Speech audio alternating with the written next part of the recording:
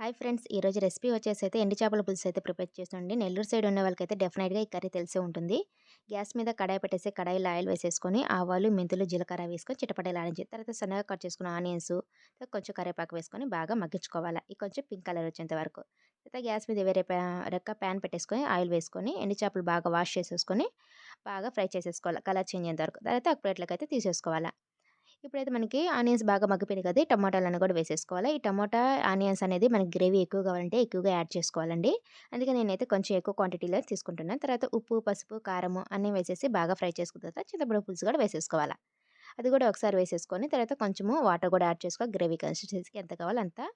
ముందుగా ఫ్రై చేసుకున్న ఎండు చేపలు వేసేసి మూత పెట్టేసి బాగా మరిగించుకోవాలి. కర్రీ అనేది మనకు కొంచెం దగ్గర పడింది కదా! ఇప్పుడైతే ఆవాలు, మెంతుల పౌడర్ వేసేసుకొని ఫైనల్‌గా కొంచెం కొత్తిమీర వేసేసి ఒకసారి మూత పెట్టేసి ఆయిల్ సెపరేట్ అయ్యేంత వరకు కుక్ చేసుకుంటే మనకి ఎండు చేపల పులుసు అయితే రెడీ అయిపోయింది. మన ఛానెల్‌ని ఎవరైనా ఫస్ట్ టైమ్ చూస్తుంటే సబ్స్క్రైబ్